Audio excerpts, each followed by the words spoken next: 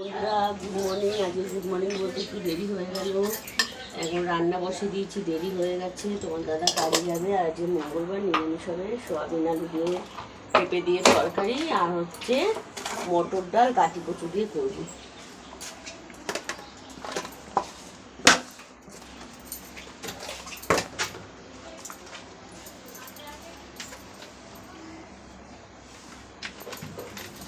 এখন এই যে সোয়াবিনটা রাখছি, এই যে সোয়াবিনটা পেঁপে দিয়ে আলু দিয়ে সোয়াবিন দিয়ে তরকারি করছি, আর এদিকে চা হচ্ছে, চা খাবো।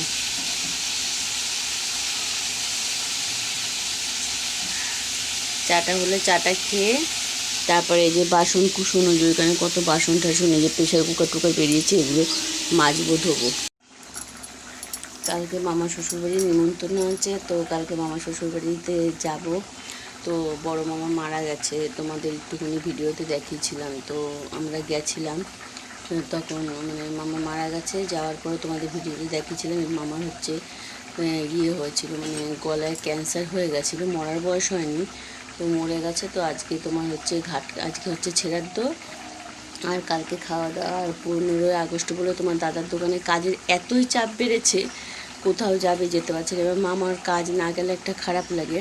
তা আজকে আমার শাশুড়িকে পাঠিয়ে দিলাম যে তুমি মা শাড়িটা নিয়ে যাও, আর মামার ছেলে ঠেলে নেই, মামি মুখে আগুন দিয়েছিল, তো বললাম তুমি যাও, তোমার ছেলে দোকানে বলো যদি কালকে ছুটি দেয় তাহলে কালকে আমরা যাব। তার মধ্যে মেয়ের আবার পরীক্ষা চলছে, মানে সব দিক দিয়ে অসুবিধা। এখন আত্মীয় স্বজনের মধ্যে না গেলে তাহলে সেইভাবে সম্পর্কটা ভালো থাকে না। আর বড়ো মামা যে মারা গেছে উনি খুব ভালো ছিল, মানে আমার তোমার দাদাভাইকে আমাকে মেয়ের মতন দেখতো, আর ওকে ছেলের মতন দেখতো, আর মা ছাড়া তো কথাই বলতো না। তো কালকে যাব। এখন এই যে বাসন ধুতে যাচ্ছি, এই বাসনগুলো মাজবো। মেয়ে থাকলে তার মেয়ে ধুয়ে দেয়, মেয়ে তো পড়তে গেছে, মেয়ে তো বাড়িতে নেই, ওই জন্য মেয়ে আর ফোন করতে পারছে না। আর তোমার দাদাকে বলে কি শনিবার করে নিরামিষ খাই, মাছ টাছ আনবে না শনি মঙ্গলবার। তো আজকে মঙ্গলবার দেখো না, সকালবেলা বাজারে গেছে আলু আনতে, বললো মাছ একটু কম দামে পেয়েছে। আর আমার মেয়ে যেহেতু বোয়াল মাছ ভালো খায়, ওই জন্য আনটি মাছটা আনলা কী করতে, কালকে থাকবে না বাড়িতে, তো শুধু শুধু মাছটা এই যে নিয়ে এসেছে। এখন এই মাছটা ধোবো, ধুয়ে তারপরে দেখো এই যে ফ্রিজের মধ্যে রেখে দিয়েছিলাম, এই যে বোয়াল মাছ নিয়ে চলে এসেছে। এখন কালকে বাড়ি থাকবো না, এই মাছগুলো কী হবে বলো, শুধু শুধু মানে এরকম করে না, আর ভাল লাগে না, চিৎকার চিল্লামিলি করি তারপরেও কথা শুনি না। এখন এই গ্যাসটা মুছবো। সংসারের কাজ মাঝে মাঝে এমন লাগে করতে ইচ্ছা করে না, কালকে অনেক খাটাখাটনি করেছে, ওর জন্য আজকে করতে ইচ্ছা করছে না, তাও ধিক্কার করতে হবে। তো ওর জন্য গ্যাসটা মুছছি, গ্যাসটা মুছে তারপর যাব বাসনটা মাজবো। দেখলে বাসনটা ভিজিয়ে আসলাম, আর মাছটাকে ধুয়ে নিয়ে আসলাম, রান্না বান্না হয়ে গেছে। এখন গ্যাসটাকে মুছছি, গ্যাসটাকে মুছে তারপর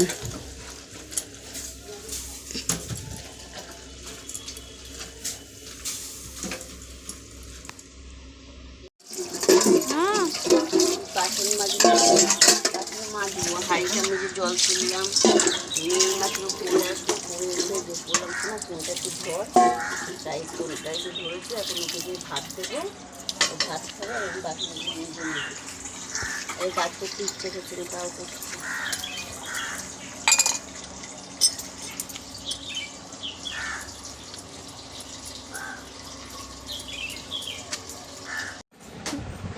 ঘরটা হচ্ছি, আমার ঘর তো ছোটো, তোমরা সবাই জানো, কী করবো বলো, একটা এরকম ছোটো ঘরের মধ্যে অসুবিধা হয়। তাও বাড়ির একটু প্রবলেমের জন্য, ওই জন্য জায়গায় কোনো ভাত টাত কিছু করা হয়নি, তো ওর জন্য এইভাবেই কাটাতে হচ্ছে।